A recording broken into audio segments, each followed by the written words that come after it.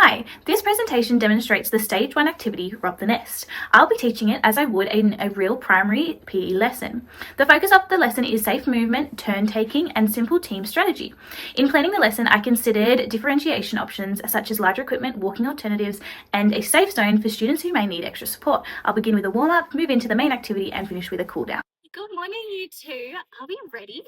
Awesome. So today we are learning how to run safely, change direction, and work together as a team, okay?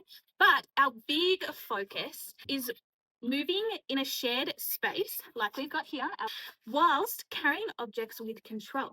So today we are going to start with a warm-up. Then we're going to play our main game called Rob the Nest, and we're going to finish with a quick cool down. So something just to calm our bodies, and then we're going to have a bit of a reflection. So we're going to talk about the things that we have learnt. Okay, awesome. Let's get into it.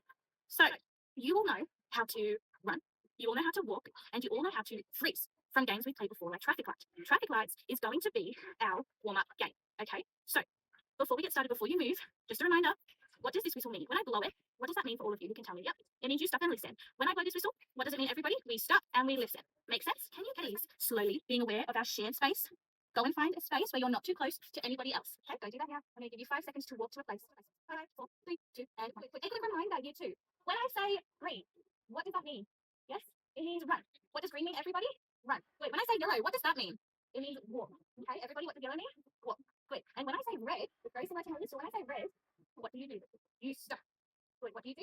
Stop. Good. Let's practice. Okay. Green, yellow, red. Good job, team. I love how Henry and Alyssa are finding space around our group shared space, and they're not trying to run into each other. One. Okay. Good job. We are now going to play a game of Rob the Nest. Okay. So the purpose of today's lesson, and by playing all of these fun games, is to practice running safely, like we've already talked about, dodging, okay, so taking turns, and making simple team decisions. So that means what we talked about earlier with our working as a team, we listen to each other. We are kind to one another. Does that make sense? These skills help us play lots of different games in our sport lessons. Okay, you two, now we're actually going to play Rob the Nest. So I'm going to explain the rules. It's very important that when I'm explaining the rules, your eyes are on me and your ears are listening. Okay, here's how this game is going to work. We have hula hoops, okay? We each have a hula hoop. These are our nests, okay? Remember, we're playing Rob the Nest. So these are our nests. We have 1, 2, 3, 4, 5. Let's count them together. Ready? 1, 2, 3, 4, and 5. Good job. Okay. We are each going to work as a group. So there might be maybe 4 people in each group, and they're going to stand at a nest. There's a nest. When Miss Oakey blows the whistle, the first person from every nest can run into our middle nest, grab a beanbag, run back, and put it in their nest. Once Miss Oakey high fives a friend in her team, they can then go and run and grab an egg. Okay? The most important part though is that only one person from your team is running at a time. Okay? So the next person cannot go until I have run back and I have high fived a friend. Does that make sense to everybody? Good. So once there is no eggs left in our central nest, that is when you and your team can then steal from other people's nests. Okay? And with this, you cannot guard. At the end, we will count out how many eggs each group has. Alrighty. So remembering, we use our quick feet when you run. You keep your eyes forward so you don't bump into anybody, and you hold your egg with 2 hands so it doesn't drop. Then you run back on the outside of the group to avoid the next person running. Does that make sense? Beautiful.